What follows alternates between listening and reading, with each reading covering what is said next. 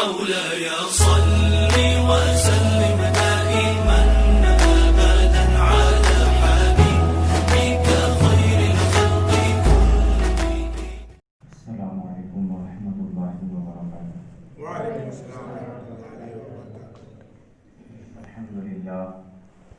الحمد لله الذي فضل سيدنا ومولانا محمدا على العالمين جميعا وأقامه يوم القيامة للمذنبين المتلوثين الخطائين الهالكين الشفيعا فصلى الله تعالى وسلم وبارك عليه وعلى كل من هو محبوب ومرضي لديه صلاة تبقى وتدوم بدوام الملك الحي القيوم. أشهد أن لا إله إلا الله وحده لا شريك له وأشهد أن محمدا عبده ورسوله. أما بعد فأعوذ بالله من الشيطان الرجيم. بسم الله الرحمن الرحيم. إن الله مع الذين اتقوا والذين هم محسنون. صدق الله مولانا العظيم وصدق رسوله النبي الأمين المتين الكريم ونحن على ذلك لمن الشاهدين والشاكرين والذاكرين والحمد لله رب العالمين. يا رسول الله وضوح لنا الحمد لله اسمع قولنا إنني في بحر من مغرق خذ يدي سهل لنا أشكالنا فسهل يا إلهي كل صعب بحرمة سيد الأبرار التقدير. اللهم رب اشرح لي صدري ويسر لي أمري واحلل عقدة من لساني يفقهوا قولي. حضرات محترم خطبہ مسلمات کے بعد میں نے جس آیت کریمہ کو تلاوت کرنے کا شرف حاصل کیا اس پر کچھ روشنی ڈالنے سے قبل آئیے ہم آپ مل کر ساری کائنات کی مرکز عقیدت حضور احمد مصطفیٰ محمد مصطفیٰ صلی اللہ تعالی علیہ وسلم کی بارگاہ میں اپنے اولانی کا ثبوت دیتے ہوئے باواز بلند درود پاک کا نذرانہ عقیدت پیش کرو پڑھے. اللہم صل علی سیدنا مولانا محمد وعلی آل سیدنا مولانا محمد وبارک وسلم الصلاۃ والسلام علیک یا رسول اللہ صلی اللہ علیہ وسلم. اللہ رب العزت کلام مقدس میں ارشاد فرماتا ہے ان اللہ مع الذین اتقوا والذین هم محسنون کہ بے شک اللہ تبارک و تعالی متقین اور نیکی کرنے والوں کے ساتھ ہے. آج آپ دنیا کا جائزہ لیں. دنیا کا ہر چھوٹا انسان کمزور انسان یہ سوچتا ہے, اس کا یہ ارادہ ہوتا ہے کہ کسی بڑے کے ساتھ میرا تعلق مضبوط ہو جائے, کسی بڑے کے ساتھ میرا تعلق قائم ہو جائے. لیکن دنیا کے لوگوں کی اور اللہ والوں کی سوچ میں بڑا فرق ہوتا ہے. ایک انسان جو دنیا کے کسی بڑے انسان کے ساتھ تعلق کو مضبوط اور قائم کرنے کی کوشش کرتا ہے, وہی انسان اگر دنیا کا کمزور انسان, چھوٹا انسان اللہ کے نیک بندوں سے اگر مضبوط ہو جاتا ہے اور اپنے تعلقات کو قائم کر لیتا ہے تو پھر جہاں کہیں تو مصیبت کے اندر مبتلا ہوتا ہے, اللہ عز و جل کا وہ نیک بندہ اس کمزور اور چھوٹے انسان کی مدد فرماتا ہے اور اللہ عز و جل کا وہ نیک بندہ اس کی مصیبت اور اس کی پریشانی کو دور کرتا ہے. آخر پوچھتے ہیں کہ اے اللہ کے بندو, تمہیں یہ طاقت کیوں کر نصیب ہوئی, تمہیں یہ طاقت اور یہ قوت کس نے عطا کی ہے, اور اس کی وجہ کیا ہے کہ تمہیں اتنی بڑی طاقت اور اتنی بڑی قوت عطا کی گئی ہے کہ تمہیں چاہنے والے جہاں کہیں بھی ہو,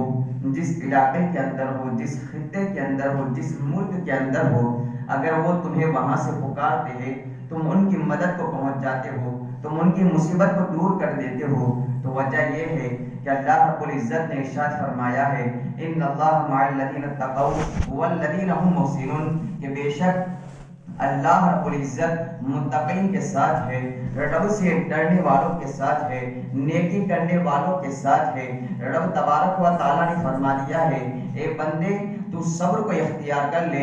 میں تجھے اپنی معیت عطا کروں گا. تو قناعت کو اختیار کر لے, میں تجھے اپنی معیت عطا کروں گا. تو میرے اپنے دل کے اندر میرا خوف پیدا کر دے, میں تجھے اپنی معیت عطا کروں گا. اور تو نیکی کرنے والا بندہ ہو جا, میں تجھے اپنی معیت عطا کر دوں گا. میرے پیارے آقا صلی اللہ علیہ وسلم کے پیارے دیوانوں, تو دنیا کا ایک چھوٹا اور کمزور انسان کسی بڑے انسان سے تعلقات کو قائم اور مضبوط کرنے کرنے کی کوشش کرتا ہے تاکہ کسی وقت میں کسی گھڑی کے اندر مصیبت کے اندر بھی مبتلا ہو جائے تو اس کا ساتھ نصیب ہو جائے، وہ اس کی مدد کو کر دے۔ لیکن آپ یاد رکھیں کہ اگر میں نے کسی بڑے کے ساتھ تعلق کو مضبوط کیا ہے، میں نے کسی امیر اور دولت مند کے ساتھ تعلق کو قائم کیا ہے، تو اگر مجھے یہاں میں مصیبت کے اندر مبتلا ہوں اور وہ کسی دوسرے علاقے کے اندر ہے، کسی دوسرے شہر کے اندر ہے، کسی دوسرے ملک کے اندر ہے، تو وہ میری مصیبت کو دور نہیں کر سکتا ہے،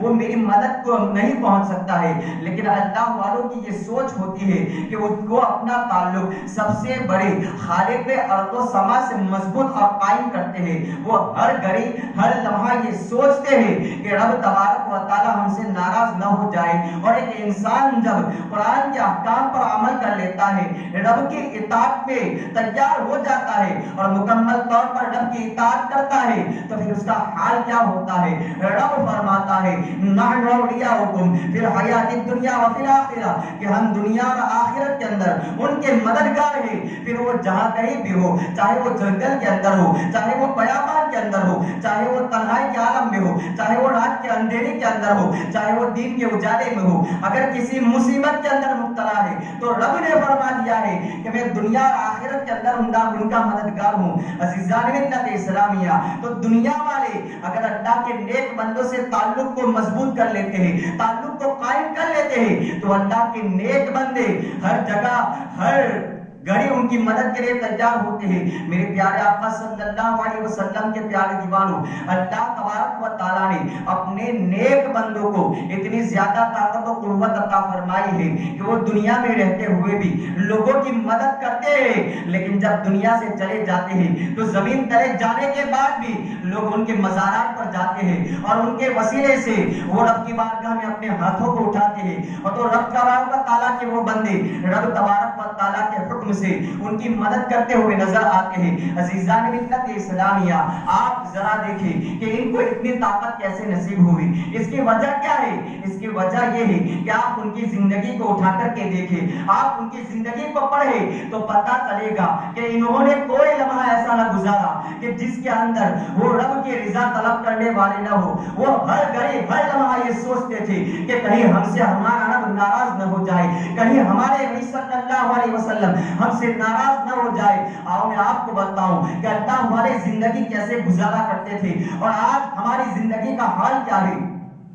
عزیزان ملت اسلامیہ، حضور خواجہ غریب نواز رضی اللہ تعالیٰ عنہ ایک بزرگ سے ملاقات کے لیے جاتے ہیں۔ جب ان سے ملاقات ہوتی ہے، حضور خواجہ غریب نواز رضی اللہ تعالیٰ عنہ ان سے ملاقات کرتے ہیں، لیکن ملاقات کے بعد حضور خواجہ غریب نواز رضی اللہ تعالیٰ عنہ نے کیا دیکھا ہے کہ وہ بزرگ جو اپنا سر جھکائے ہوئے ہیں، اپنا سر اٹھاتے نہیں ہیں، اپنا سر آسمان کی طرف بلند کرتے نہیں ہیں، اور تھوڑی تھوڑی دیر کے بعد ان کی آنکھوں سے آنسو جاری ہو جاتے ہیں، وہ گریہ وزاری کر رہے ہیں۔ اللہ اکبر! حضور خواجہ غریب نواز رضی اللہ تعالیٰ عنہ نے اس بزرگ سے پوچھا، بتاؤ تو صحیح آخر کیا وجہ ہے کہ تم اپنا سر بھی نہیں اٹھاتے ہو، تمہاری آنکھوں سے تھوڑی تھوڑی دیر کے بعد آنسو جاری ہو جاتے ہیں، تم اتنا زیادہ کیوں روتے ہو؟ اللہ اکبر! وہ بزرگ فرماتے ہیں، سنو، یہ 30 سال پہلے کی بات ہے کہ ایک مرتبہ 30 سال پہلے میں نماز کے لیے کھڑا ہوا، میں نے وضو کیا اور اس کے بعد نماز کے لیے جب کھڑا ہوا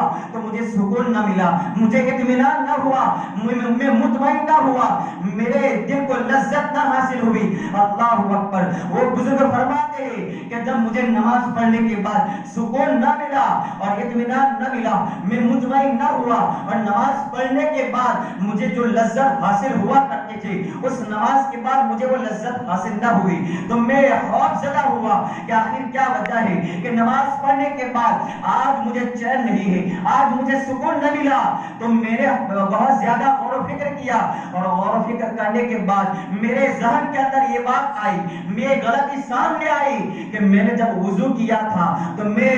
نبی کی ایک سنت کو ادا کرنا بھول گیا تھا، اور وہ سنت یہ تھی کہ میں نے انگلیوں کا کھلال کرنا چھوڑ دیا۔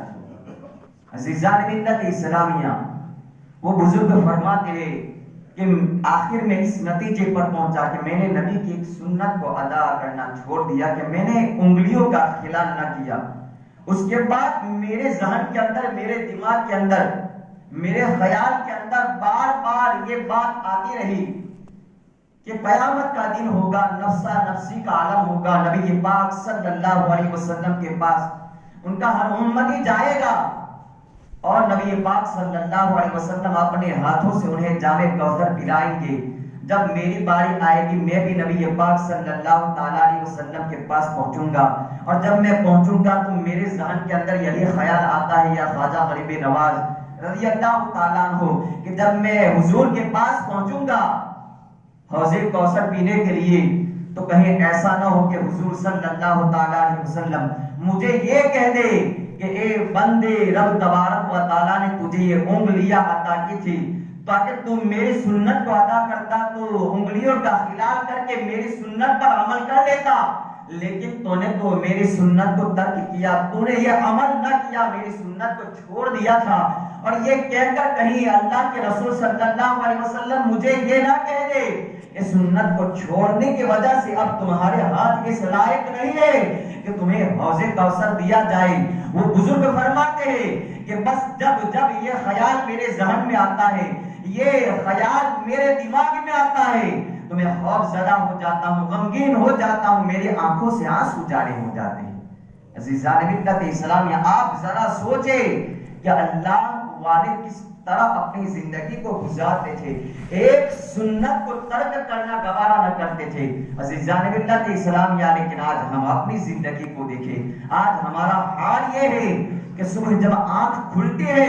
تو ہمارے سر پر، ہمارے ماتھے پر یہ فجر کی نماز کے چھوڑنے کا سب سے پہلا گناہ پڑا ہوا ہوتا ہے۔ عزیزان ملت اسلامیہ، پھر شام ہوتی ہے اور سوچتے ہیں تو ایک نماز کا خیال تک نہیں آتا ہے۔ اس کے علاوہ دین کے اندر ہم نہ جانے کتنے گناہ کرتے ہوئے نظر آتے ہیں۔ عزیزان ملت اسلامیہ، ساتھ ہی ساتھ میں کئی لوگ تو ایسے ہوتے ہیں جو گناہ کر کے بھی خوش ہوتے ہیں، جو جھوٹ بول کر کے کسی سامنے والے انسان کو بے وقوف بناتے ہیں اور سوچتے ہیں میں نے جھوٹ بول کر کے سامنے والے کو بے وقوف بنا دیا ہے۔ بے وقوف تم نے اسے نہیں بنا دیا ہے، بلکہ تم نے اپنے دل کو کالا کر دیا ہے کہ رب نے فرمایا ہے لعنت اللہ علی الکاذبین، کے جھوٹوں پر اللہ کی لعنت ہوتی ہے۔ اس طرح کے نہ جانے کتنے گناہ ہوتے ہیں جو ہم دین کے اندر کرتے ہوئے نظر آتے ہیں، اور ہم یہ سوچتے ہیں کہ گناہ سے اثر کیا ہوتا ہے، گناہ کا اثر کیا پڑتا ہے۔ ہمیں کھانا تو مل ہی جاتا ہے، ہم تو صحت و تندرستی کے عالم میں ہیں، لیکن یاد رکھیں ہر چیز کا ایک اثر ہوا کرتا ہے۔ اگر آپ کسی دشمن کی اپنی زبان سے تعریف کرتے تو اس کے تعریف کرنے کا اس زبان کے ذریعے تعریف کرنے کا ان الفاظ کا اثر یہ ہوتا ہے کہ وہ آپ کا دشمن تھا،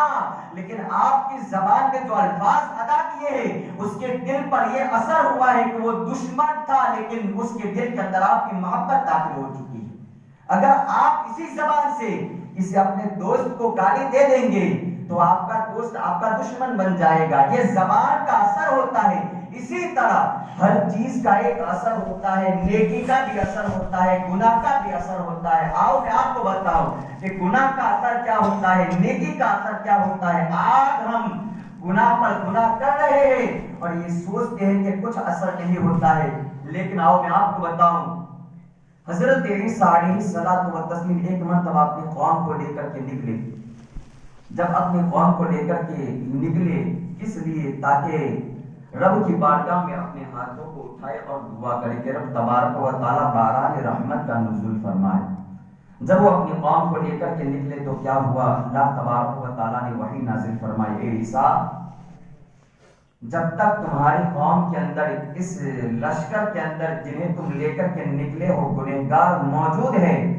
جب تک وہ تمہارے اس لشکر کے اندر تمہارے اس قوم کے اندر رہیں گے تمہاری دعا قبول نہ کی جائے گی۔ آپ سوچیں کہ گناہ کا اثر کیا ہوا؟ گناہ کا اثر یہ ہوا کہ رب نے دعا کو قبول کرنے سے انکار کر دیا۔ اس کے بعد کیا ہوتا ہے، حضرت عیسیٰ علیہ السلام اعلان کرتے ہیں کہ جتنے بھی لوگ گنہگار ہیں وہ تمام کے تمام لوگ چلے جائیں، تمام لوگ چلے جاتے ہیں، صرف ایک انسان رہ جاتا ہے، ایک ایسا انسان کہ جس کی آنکھ ضائع ہو چکی ہے۔ حضرت روح اللہ علیہ السلام نے اس انسان سے پوچھا، اے انسان تو کیوں کھڑا ہے، تو یہاں پر کیوں کھڑا ہے، آخر کیا وجہ ہے؟ وہ انسان کہتا ہے میں نے اپنی زندگی میں لمحہ بھر کے لیے بھی رب کی نافرمانی نہیں کی. لیکن وہ آگے کہتا ہے کہ ایک مرتبہ ایسا ہوا کہ میرا کوئی ارادہ نہیں تھا, میرا کوئی قصد نہیں تھا, لیکن غیر ارادی طور پر ایک اجنبی عورت کے پاؤں پر میری نظر پڑ گئی تو میں نے اپنے داہنی جانب کی آنکھ کو نکال کر کے پھینک دیا. اگر دوسری مرتبہ بھی یہ گناہ ہوتا بھی تو میں اپنی دوسری آنکھ کو بھی نکال کر کے پھینک دیتا. جب حضرت عیسیٰ علیہ الصلوۃ والتسلیم نے یہ سنا تو حضرت عیسیٰ علیہ الصلوۃ والتسلیم کی آنکھوں سے آنسو جاری ہو گئے اور ان کی داڑھی مبارک تر ہو گئی. اتنا روئے اور رونے کے بعد فرمایا اے بندے تو مجھ سے زیادہ حقدار ہے کہ تو رب کی بارگاہ میں اپنے ہاتھوں کو اٹھا دے اور دعا کر دے, اس لیے کہ میں تو نبوت کی وجہ سے گناہ سے معصوم ہوں, لیکن تو معصوم نہیں ہے. اس کے باوجود زندگی پر تو نے ایک گناہ بھی نہیں کیا ہے, رب کی نافرمانی نہیں کی ہے, اس لیے تو حقدار ہے کہ تو دعا کر دے. اتنا سننا تھا, وہ انسان اپنے ہاتھوں کو اٹھاتا ہے اور رب کی بارگاہ میں دعا کرتا ہے اے خالق ارض و سما, تو نے ہمیں پیدا کیا ہے لیکن پیدا کرنے سے پہلے تو جانتا تھا کہ ہم گناہ کے اندر مبتلا ہونے والے ہیں, ہم کیا عمل کرنے والے ہیں تو جانتا تھا. اس کے باوجود تو نے ہمیں پیدا کیا ہے اور تو ہی ہمیں رزق عطا کرنے والا ہے, تو ہی ہمارا رزق کا کفیل ہے, تو ہمیں باران رحمت عطا فرما دے, رب کے اپنی رحمت کو نازل فرما دے. یہ دعا کرنی تھی, ابھی اس نے ہاتھوں کو نیچے رکھا نہیں تھا کہ رب نے اس ایک انسان کی دعا سے تمام لوگوں کو اپنی رحمت سے سیراب کر دیا اور بارش نازل فرمائی. عزیزان اسلامیہ, تو پتہ کیا چلا؟ پتہ یہ چلا کہ گناہ کا بھی اثر ہوتا ہے اور نیکی کا بھی اثر ہوتا ہے. ایک انسان گناہ کرتا ہے اور گناہوں کے اندر اپنی زندگی کو گزارتا ہے تو پھر رب کی رحمت اس سے روٹ جاتی ہے. لیکن ایک انسان جو گناہوں سے دور رہتا ہے, اس کے دل کے اندر خدا کا خوف بسا ہوا ہے, تو پھر رب تبارک و تعالیٰ کی رحمت اس کے ساتھ ہوا کرتی ہے. اور حال یہ ہوتا ہے کہ وہ رب کی بارگاہ میں جو دعا کر لیتا ہے, رب تبارک و تعالیٰ اس ایک انسان کے صدقے میں تمام پر اپنی رحمت کا نزول فرما دیتا ہے. عزیزان اسلامیہ, لیکن آج انسان کسی بڑے سے تعلق کو مضبوط کرنے کی کوشش کرتا ہے, کسی امیر سے, کسی دولت مند سے, کسی سیاسی لیڈر سے اپنے تعلقات کو قائم کرنے کی کوشش کرتا ہے. لیکن آپ ذرا سوچیں کہ اس کے ساتھ تعلق کو قائم کرنے کے لیے مال ہونا چاہیے, اچھا لباس ہونا چاہیے, علاقے کے اندر شہرت ہونی چاہیے. لیکن میں آپ کو بتاؤں کہ رب نے یہ شرط نہیں لگائی ہے کہ اے بندے اگر تجھے میری بارگاہ میں مقبول ہونا ہے تو لباس اچھا ہونا چاہیے, اگر تجھے میری بارگاہ میں مقبول ہونا ہے تو تیرے علاقے کے اندر تیری شہرت ہونی چاہیے. رب نے یہ شرط نہیں لگائی ہے کہ اے بندے اگر تجھے میری بارگاہ میں مقبول ہونا ہے تو تیرے پاس دولت ہونی چاہیے. نہیں, بلکہ رب نے یہ فرما دیا ہے ان اللہ مع الذین اتقوا والذین هم محسنون, کہ بے شک اللہ تبارک و تعالی متقین کے ساتھ ہے, نیکی کرنے والوں کے ساتھ ہے. رب نے فرما دیا ہے اے بندے تو اپنے دل کے اندر میرا خوف پیدا کر دے, ساری دنیا تجھ سے خوف زدہ ہو جائے گی. اے بندے تو صبر کو اختیار کر لے, تجھے میری معیت حاصل ہو جائے گی. اے بندے تو قناعت کو اختیار کر لے, تو نیک اعمال کو اختیار کر لے, تیرے ساتھ میری رحمت شامل رہے گی. عزیزان اسلامیہ, اب آؤ میں آپ کو بتاؤں کہ نبی پاک صلی اللہ تعالی علیہ وسلم کے ہم امتی ہیں, لیکن ہم نے نبی پاک صلی اللہ تعالی علیہ وسلم سے کیا تعلیم حاصل کی ہے, اور نبی پاک صلی اللہ علیہ وسلم نے اپنے صحابہ کی کیسی تربیت فرمائی ہے. ایک مرتبہ کی بات ہے, نبی پاک صلی اللہ تعالی علیہ وسلم سخت گرمی کے اندر اپنے دولت قلعہ سے نکلتے ہیں, اپنے مکان سے باہر نکلتے ہیں, سخت گرمی ہے, سخت دھوپ ہے, لیکن مکان سے نکلنے کے بعد نبی پاک صلی اللہ علیہ وسلم نے کیا دیکھا کہ حضرت ابوبکر صدیق اور حضرت عمر بھی باہر ٹہل رہے ہیں. اللہ اکبر, نبی ان کے پاس جاتے ہیں, پوچھتے ہیں اے ابوبکر تمہاری عادت کہی ہے کہ تم سخت گرمی کے اندر باہر نکلتے ہو, لیکن آج کیا وجہ ہے کہ تمہیں اس سخت گرمی کے اندر بھی گھر سے باہر نکلنا پڑا ہے. اللہ اکبر, حضرت ابوبکر صدیق رضی اللہ تعالیٰ عنہ اور حضرت عمر عرض کرتے ہیں یا رسول اللہ صلی اللہ تعالیٰ علیہ وسلم بھوک نے ہمیں گھر سے باہر نکالا ہے، لیکن یا رسول اللہ صلی اللہ علیہ وسلم سخت گرمی کے اندر تو آپ بھی باہر نہیں نکلتے ہیں، آخر کیا وجہ ہے کہ آج آپ بھی اپنے مکان سے باہر نکلے ہوئے ہیں؟ نبی کے پاک صلی اللہ علیہ وسلم نے ارشاد فرمایا، اے میرے صحابہ، جس چیز نے تمہیں گھر سے باہر نکالا ہے مجھے بھی اپنی بھوک نے گھر سے باہر نکالا ہے۔ اس کے بعد نبی فرماتے ہیں چلو ہم جاتے ہیں فلاں صحابی کے وہاں جاتے ہیں۔ نبی پاک صلی اللہ علیہ وسلم اس صحابی کے باغ کے اندر تشریف لے جاتے ہیں، وہ صحابی موجود نہیں ہے، ان صحابی کے اہلیہ باغ کے اندر موجود ہے، کھڑی ہو جاتی ہے، استقبال کرتی ہے۔ عزیزان ملت اسلامیہ، وہ صحابیہ استقبال کرتی ہے، اس کے بعد تھوڑی دیر ہوتی ہے کہ وہ صحابی تشریف لے آتے ہیں۔ جب وہ صحابی تشریف لاتے ہیں تو وہ صحابی نبی پاک صلی اللہ علیہ وسلم اور ان کے صحابی کے لیے، حضرت ابوبکر اور حضرت عمر کے لیے بکری یا بکری کا بچہ ذبح کرتے ہیں اور کھانا تیار کرتے ہیں۔ جب کھانا لگ جاتا ہے، کھانا تیار ہو جاتا ہے، نبی پاک صلی اللہ علیہ وسلم اور صحابی کھانے کے لیے بیٹھ جاتے ہیں۔ سب سے پہلے نبی پاک صلی اللہ تعالیٰ علیہ وسلم ایک برتن لیتے ہیں، ایک پیالہ لیتے ہیں، اس کے اندر سالن نکالتے ہیں اور ابوبکر سے کہتے ہیں، اے ابوبکر جاؤ میرے گھر فاطمہ الزہرا رضی اللہ تعالیٰ عنہا کو یہ کھانا دے کر کے آؤ کہ میری فاطمہ نے کئی دنوں سے اس قسم کا کھانا نہیں کھایا ہے۔ کون ہے یہ؟ ہمارے نبی ہے، ساری امت کے نبی ہے، لیکن کئی دنوں تک، کئی مہینے تک ان کے گھر پر چولہا نہیں جلتا تھا۔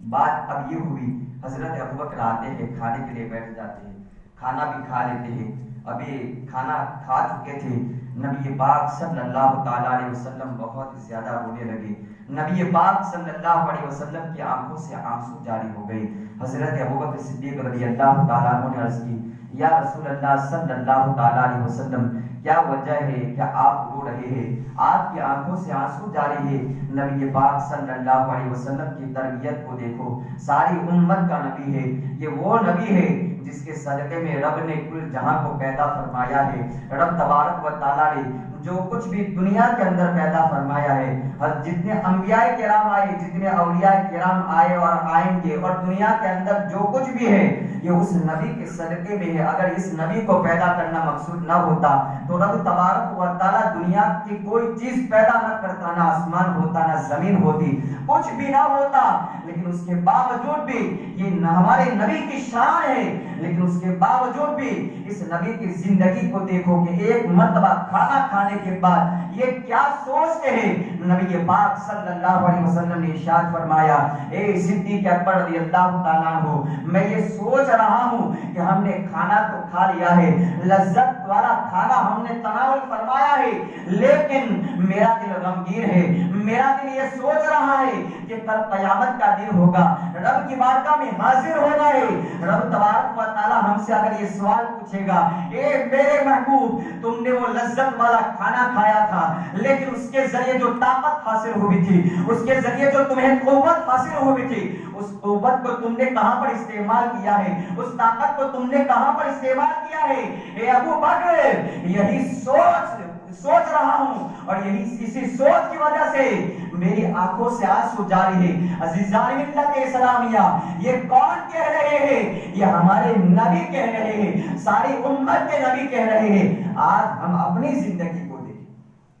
آج ہم دین پر نہ جانے رب کی کتنی نعمتوں سے فائدہ اٹھاتے ہیں، لیکن اس کے باوجود صبح سے لے کر شام تک ہم اپنی زندگی کو گناہوں کے اندر گزارتے ہوئے نظر آتے ہیں۔ عزیزان ملت اسلامیہ، تو گویا نبی پاک صلی اللہ علیہ وسلم ہر لمحہ ہر گھڑی اپنے صحابہ کو یہ تربیت دیتے تھے اور یہ تصور دلاتے رہتے تھے کہ کل قیامت کے دن رب کی بارگاہ میں حاضر ہونا ہے اور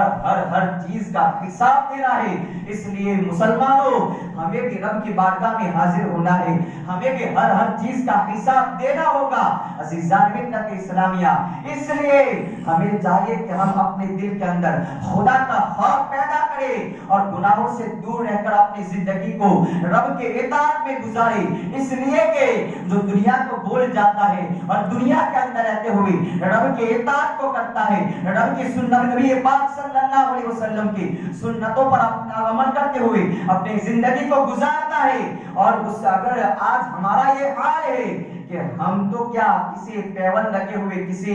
میلے جلے کپڑے والے کو دیکھ لیتے ہیں تو اسے حقیر سمجھ لیتے ہیں، لیکن ہر پیون لگے ہوئے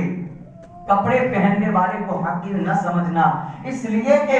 ہمارے خواجہ برگ نواز رضی اللہ تعالیٰ عنہ نے بھی پیون لگے ہوئے کپڑے پہنے تھے، پہن رہے تھے، لیکن وجہ آخر ان کی شان کیا ہے؟ ان کی شان آج بھی یہ ہے کہ لوگ ان کے بارگاہ میں جاتے ہیں اور دن بدن ان کے محبت کرنے والے، ان کو چاہنے والے بڑھتے جا رہے ہیں، بڑے بڑے بادشاہ ان کی بارگاہ میں پہنچتے ہیں۔ اس لیے چاہے آپ کسی بھی رب تبارک و تعالیٰ نے ہمیں کیسی بھی نعمت کیوں نہ دی ہو، لیکن سامنے والے کسی غریب کو، کسی بھی انسان کو حقیر سمجھ کر ہمیں اپنی زندگی گزارنی نہیں چاہیے، بلکہ ہمیں رب کی اطاعت میں گزارنی چاہیے، اور رب نے ہمیں جو نعمت عطا کی ہے ان نعمتوں کا شکر ادا کرتے ہوئے ہمیں زندگی گزارنی چاہیے۔ اللہ تبارک و تعالیٰ کی بارگاہ میں دعا ہے کہ اللہ تبارک و تعالیٰ ہمیں اپنی اطاعت میں زندگی گزارنے کی توفیق رفیق عطا فرمائے، نبی پاک صلی اللہ علیہ وسلم کی سنتوں پر چلتے ہوئے زندگی گزارنے کی توفیق رفیق عطا فرمائے، گناہوں سے بچنے کی توفیق رفیق عطا فرمائے اور اعمال صالحات کرنے کی توفیق رفیق عطا فرمائے، آمین بجاہ سید المرسلین صلی اللہ علیہ وسلم۔ آخر دعوانا الحمدللہ رب العالمین۔ السلام علیکم۔